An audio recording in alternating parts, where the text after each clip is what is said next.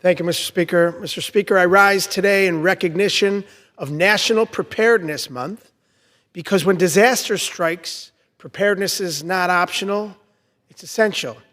Since 2004, the Federal Emergency Management Agency has led a national preparedness campaign to improve emergency readiness. From building supply kits to organizing volunteer efforts to raising awareness about emergency alert systems, National Preparedness Month is a reminder that communities can reduce and in some cases prevent devastation.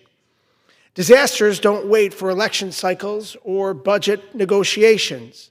Floods, fires, blizzards, hurricanes, and tornadoes arrive suddenly, shattering lives and testing our nation's resiliency. When these moments arrive, FEMA must be ready to act as the lifeline that millions of Americans depend on, especially as these events are becoming more frequent, destructive, and unpredictable. Last year alone, the United States experienced 27 disasters, costing more than $1 billion in wildfires in the West, flooding in the South, hurricanes along our coasts, tornadoes in the heartland, and blizzards in the North. As a ranking member of the Emergency Management and Technology Subcommittee, I've seen firsthand the importance of FEMA's work and the pressing need to safeguard its mission. This National Preparedness Month, the stakes are much higher. At the very moment when Americans need strong, stable leadership in federal emergency management, some in this chamber and in the White House are pushing to undermine it. Let me be clear.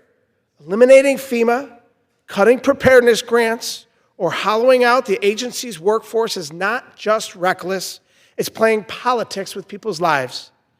It leaves families stranded, communities overwhelmed, and local responders without the federal support they desperately need. Preparedness begins locally, with families making plans, schools running emergency drills, local and state leaders building resilient infrastructure, and emergency managers issuing alerts for dangerous conditions. But no city, county, or state can manage the full scale of today's disasters alone. That is why FEMA exists. It is the backbone of our nation's disaster readiness and a bridge to recovery. Now is the time to strengthen FEMA, not to dismantle it. FEMA brings the surge capacity, coordination, and resources that no municipality can summon alone. From housing assistance and debris removal to hazard mitigation and long-term rebuilding, FEMA is the connective tissue of our national preparedness.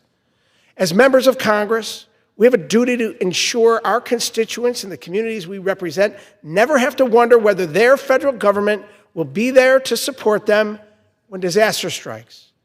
Disasters do not discriminate between red states and blue states. Preparedness is not partisan. It is a shared responsibility and a moral obligation. This National Preparedness Month, we owe it to every family, first responder, and community to ensure FEMA stands ready to help, respond, recover, and rebuild. I yield back.